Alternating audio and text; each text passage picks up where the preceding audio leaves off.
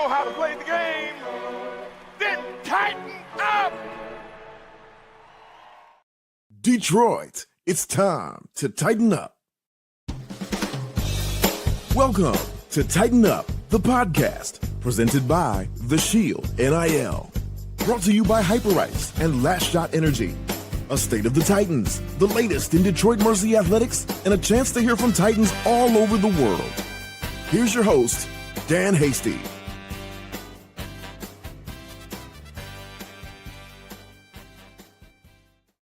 Well, we've been doing a lot of talking about basketball over the course of this run, this season of Tighten Up the podcast. Hey, everybody, welcome back. Glad to have you along for another edition of Tighten Up. And this one is a special edition because for all the talk that we've had about basketball, there's been some really cool things that have gone on with some of the other sports at the University of Detroit Mercy. And no more evident is the fact that soccer, men's soccer, saw a player become a first-round MLS draft pick. This doesn't happen very often. It's fairly unprecedented territory to see a player from Detroit Mercy have that kind of status, have that kind of success. So we get a chance to celebrate men's soccer today. And it's one of the reasons that I've been looking forward to this show for a long time. We've had a chance to get to know a lot of the different student athletes, but when all of a sudden you look across the news blurbs on DetroitTitans.com and you find out that Josh Copeland became a first-round draft pick, he's a first-round draft pick forever and ever. Nobody can ever take that away. And that's pretty cool. Just being able to say that you were a first-round draft pick. That's pretty special stuff. And to help us tell that story, it's my honor to bring in the head coach of men's soccer at the University of Detroit Mercy, Nate Kopunek. Nate, thank you very much for making some time. Dan, thanks for having us. We're thrilled to be here and talk all things Titan soccer. Not only do we have Nate Kopunek, but we have the aforementioned Josh Copeland as well. A first-round pick has graced the stage of Tighten Up. Josh, congratulations. Thank you, Dan. I'm glad to be here. It's so cool to be able to have a conversation like this. You know, there's been a lot of different sports that have seen a lot of great players come through Detroit Mercy. A lot of players who have had so much success, whether it be in their conference, overall, they've dominated. Some have even made runs at NCAA records. And yet, you're the one that we're talking about as the first round pick. So take me through kind of your story as you tell it, Josh, and how that has all kind of flowed its way now into Colorado. Well, I mean, start off, it's always been a dream, pro soccer. Ever since growing up, it's always what you think, I want to be a pro. Like you watch it on TV, like I want to be a pro. That's what I want to do.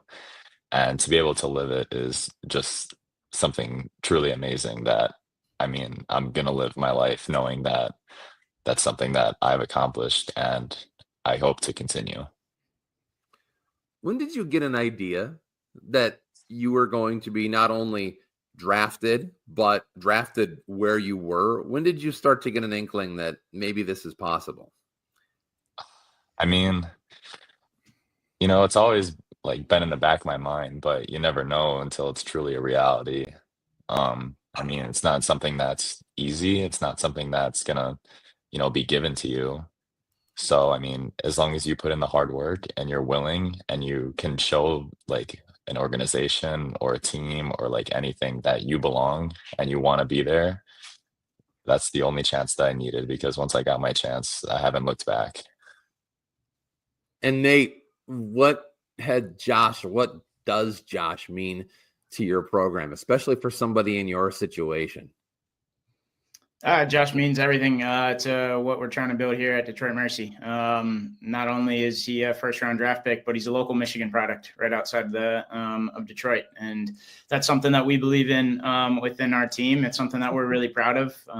Last year, in a roster of 32, I think we had 25 to 26 that were from the state of Michigan. And he's played, in every single game that I was here coaching, which is pretty unique. I came in 2 years ago. He played as a freshman. He played as a sophomore. And he continued to just dive into the daily grind of getting better every day, getting 1% better, something that we've always talked about. And he truly did that. He did that each and every day. And he jumped leaps and bounds this sophomore year. And that's why he's sitting where he is right now. Nate had a 4-year run as an assistant coach at Bowling Green.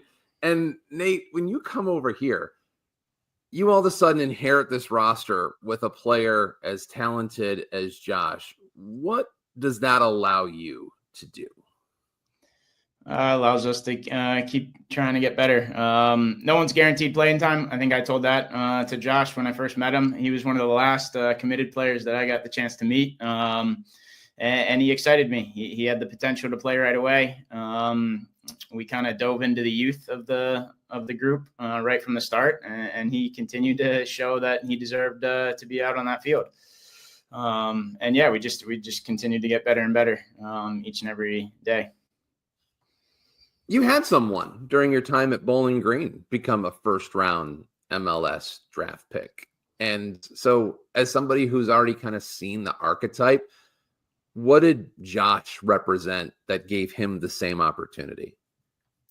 I think the commitment to trying to get better each and every day. Every day is another opportunity to show that you belong on the field, but also belong, where he is right now. And that's daily. That's not something that you can kind of take any days off. And that's hard. It's hard work. And he has the mental fortitude and the physical gifts that allow it. But then that mental piece is definitely something that, separates anybody that can get to that level at the pro game, is the ability to, show each and every day, whether it's in training, whether it's in a game, that he can be the best player on the field. And this year he did, honestly. I'm still a little upset with where the league voted him because as a first-round draft pick, he definitely deserved to be on the first team. But it's a testament to him. He doesn't care. He's going to continue to show himself and prove himself each and every day. And he's making all of us proud. Every time I get a chance to text with him, every time I get a chance to talk about him, he's a great addition to the guys that have been drafted that I've had the chance to work with. But probably the most special one because it was here as a local kid. Right outside the city of Detroit. Josh, I know you would have loved to have ended up as a first teamer at the end of the season last year, but considering that you ended up here, you ended up as a first round pick. I will say, it does help sort of keep the main thing, doesn't it? Mm-hmm. Yeah, I mean, the first time I had the chat with the sporting director out here, he basically told me that none of that matters. At the end of the day, it only matters so much what, the other coaches in the league vote for you. Like, there's nothing you can really do about that. As much as I want to be a part of the first team, it's, it doesn't really matter at the end of the day. It's what you do on the field and how you can impact those around you. And that's what Colorado saw in me. They saw a player that could come in and do what they needed. And yeah, that's why I'm here today. Nate, what kind of groundwork did Josh leave for you guys? He leaves a lot of holes for us to fill. That's for sure. No, he's honestly such a great part of who we've become. As well as in the classroom. We had the highest GPA in the entire department, and he's part of that with his grades. And we've recruited a lot of kids in our locker room. All of them had a 3.0 or better this past semester, and then they're all pushing themselves in really hard classes. And Josh is a testament to that. He not only does he kill it on the field, he kills it off the field. And that's something that we're really proud of. So he leaves behind some holes. He leaves behind, somebody in the locker room that guys can look up to and continue to push themselves. That's something that he leaves behind. But he also now leaves behind something to aspire to. And so we got a good core that are all looking at him as a testament to what is possible now in a Titan, which it wasn't since Adam Bedell was part of the Titans. So it's definitely really cool, really unique, and it means that we've got to get back to work and try to have the next Josh Copeland. And Josh, I'm sure there was a part of you that didn't want to leave. So when all this went down, tell me what went into that decision for you? What was the biggest influences as to why you went the way you did? Well, firstly, like I'm like, as Nate said, like I'm big on my education, like I wanted to continue my education. I wanted to, um, you know, finish my bachelor's and then go on to medical school because I'm a biology, I'm a biology major. But at the end of the day, it's a once in a lifetime opportunity, and I really didn't want to pass on it. And at the end of the day, I could always go back to school and finish my time as a Titan and walk that stage just like everybody else. So I'm just taking this opportunity while I have it, and we'll see where it goes from there. And to that point, you've gotten a chance to get to know a lot of the players on this roster, the ones that are going to be back for this coming season. So what among those players makes you feel like this roster is in good hands? Well, first I got to say something about the leadership. Nate's got it under control. Logan, Zane, Dave, all those guys, they got it under control. And with the leaders on the team, we got Drew, my roommate. He's always been a good guy to me, a good mentor. And I'm sure he's got the team in good hands. And with the coaching staff bringing in new guys, I'm sure that they got it all under control.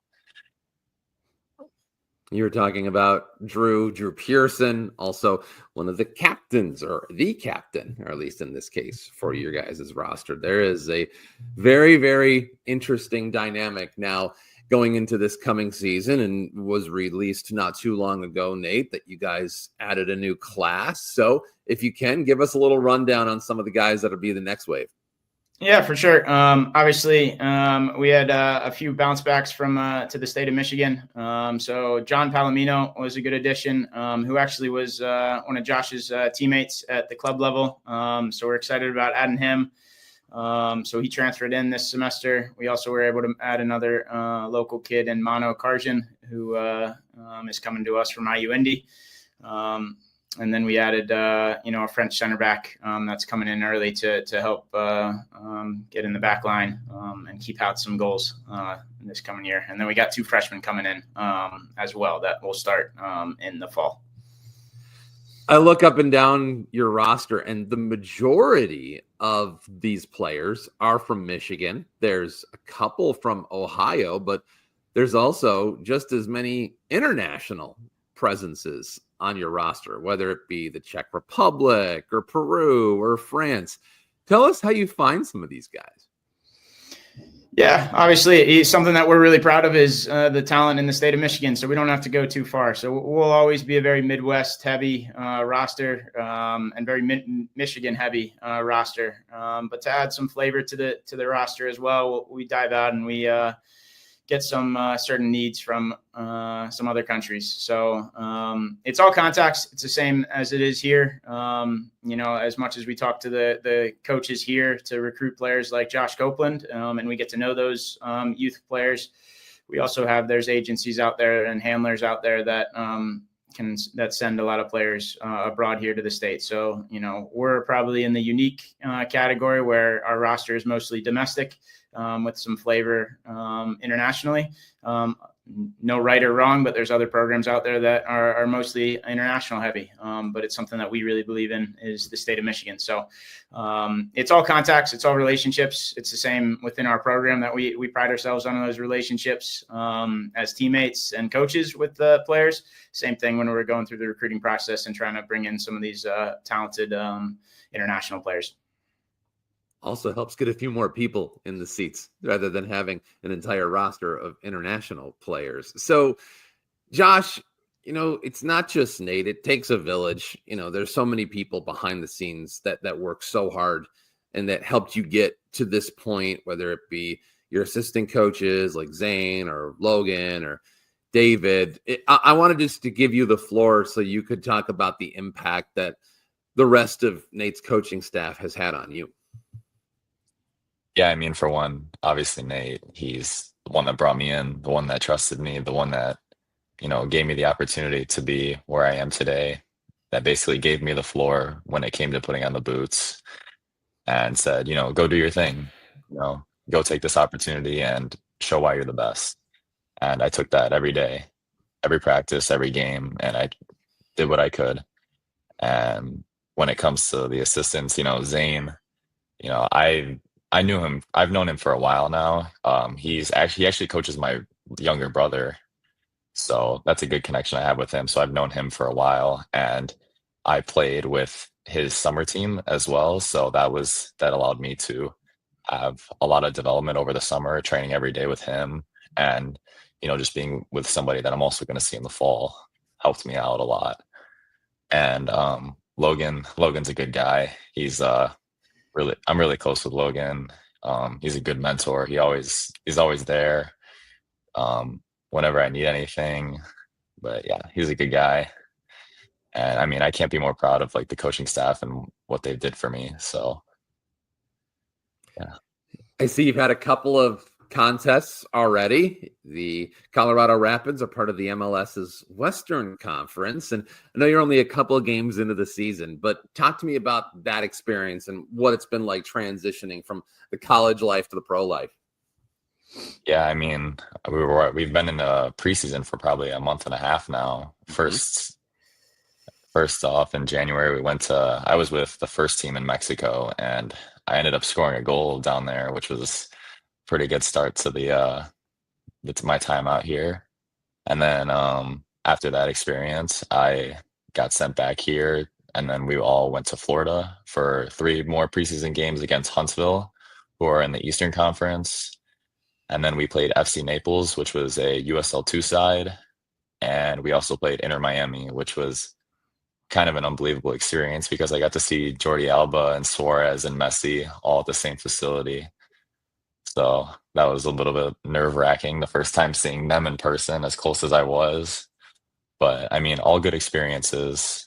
I got some goals and assists as part of my experience.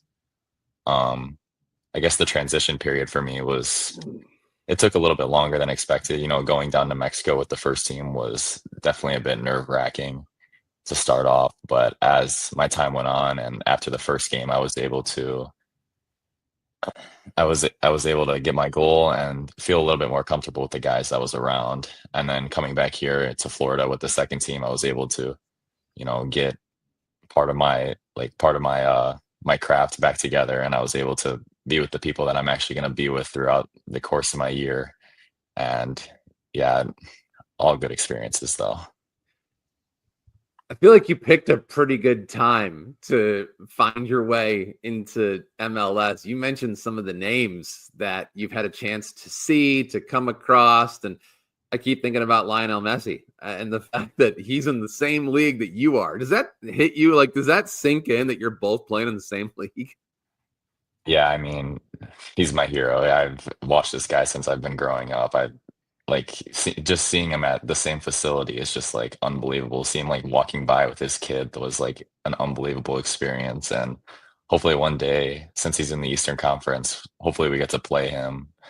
I don't know what I would do in that type of situation. That'd be unbelievable. And to be able to give somebody like Josh that experience, Nate, he sort of becomes the poster boy for the rest of the guys that you have, because, if you do these certain things, this can be the outcome for you. How important is it to have somebody that sets an example like that? It's awesome. It's somebody that they know too. It's harder to do when you don't know him. So, Adam Bedell got drafted by Columbus Crew a while back. And we know him as an alum, but we don't know him personally. So for everybody in that locker room, everybody knows Josh. That's pretty unique because they played with him and they were around him every day. And they observed what it took to get to that level. And so that's what it gives everybody. He's the poster boy, but he's also Josh Copeland that we all know. And he's not just, a name in the record book. He's an actual person. And that's what makes Josh special. the person that he is what makes Josh Copeland special. The soccer piece is one thing, but who he is in the classroom, who he is outside of the outside in the community, that's who Josh Copeland is. And that's what's really cool about him getting drafted is he's making us proud just being him. And, whatever he accomplishes in the program and then after the program, he's got the biggest supporter in me. And I'm in his corner for the rest of the time that I'm around. So I'm excited to just watch him continue to grow. You said the word community in there, and I am kind of curious how often that you guys are able to get out, be able to do some things. Of course, being in Detroit, you've got a chance to impact the lives of a lot of different people. So I guess I'll pose this one to both of you guys. What comes to mind about some of the experiences that you remember just simply getting out and trying to help people? I'll start with you, Coach. Yeah, it's definitely we're on a platform, especially as the Division I university in the city of Detroit. It puts our brand out there. Something that is unique to just us with the men's soccer team is we have a team impact teammate, Adam, who's been a part of our team with the organization Team Impact, which is pretty cool. And he's as much of a teammate as anybody. He's traveled to games. I think last year, he travels to games. My first year, he traveled all the way down to Wright State. And kind of out of the blue, we're just warming up on the sidelines. And then all of a sudden he's on the sideline with us there to cheer us on. And so his kind of impact on us, I think, is as beneficial as, our impact on him. And I don't really look at it as our impact on him. His impact on us is pretty unique. And I'll let Josh kind of talk about that a little bit because he's had the opportunity to really spend a lot of time with him, as his teammate. But that's something that's really unique to us that, we're really proud of. We get one more year with Adam, which is great. He's going to graduate from high school and we'll kind of celebrate him with the seniors that we have next fall, which is going to be pretty cool. Same question for you, Josh. Yeah, Adam is definitely unique to us, but I mean, just seeing him every day at training, at games, away games, home games, it's truly special and it means a lot to us having him there. And just like on other topics, we make it a goal of ours, like every year, to get out to the community to try and help. It's always on our goal board. It's always something we talk about. And being right there in the fall for the fall season, we're right around the holidays. So we have all the opportunities to get that, especially being in the area we are. We always want to do what we can to help out the community. And with me coming back in October, I'd love to be part of that when season's kicking off. And if you guys listening have a chance and you are interested in helping players or student athletes like Josh, some of the current ones on the roster for soccer or for any sport at the University of Detroit Mercy, just go to theshieldnil.org. You can find out more information and more ways that you can help soccer or any sport, because certainly a little bit goes a long way. I hear, Josh, that it's a bit of a culture shock no matter what sport, but I'm curious how this looks to you in your sport, because like many, you go from being one of the most dominant players on the grass or on the pitch in this case, and then you end up going and you look around and you see all these different athletes who have a very similar backstory to yours. So take me through what that culture shock has been like and how you've had to adjust and respond to that.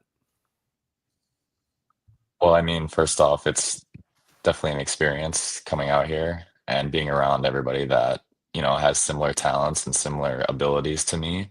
But I mean, at the end of the day, we're all there for the same reason, and that's to get wins and to perform. And to be around a group that can do that and provide that only can breed success, especially in a team like Colorado that, last year we didn't have the greatest season and they had to bring in players to, come and help and provide wins for the team. And now, hopefully with this upcoming season and the preseason test that we provided wins and lots of goals, we should hopefully be seeing that this year.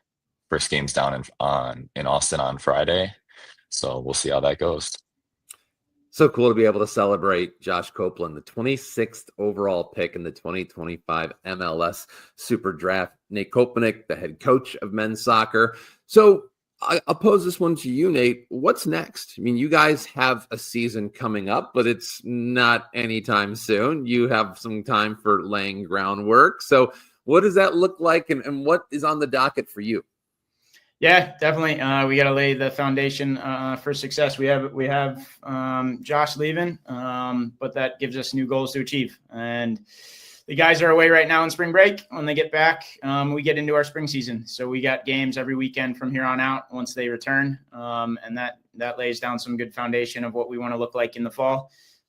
This is, the spring season is always a time of growth and kind of individual development that leads the foundation for the fall, because the fall is a grind. The fall is, 18 to 20 games, in a short 3-month window. And it's tough. I think anybody that understands and has been around, college soccer understands that, you get back and you get a week and a half, 2 weeks for preseason, which I was joking with Josh today because he thought his preseason was pretty long. And I said, well, it's different than college because college is pretty short and sweet. And then you're right into the first game. So right now we're laying down a really good foundation for success. The goal for us in our program is to win a championship. I think that when I came in and with Josh's first class, that was something that we were really trying to push for. We want to recruit the best local talent possible and then give them an opportunity to play against some of the best teams in the entire country.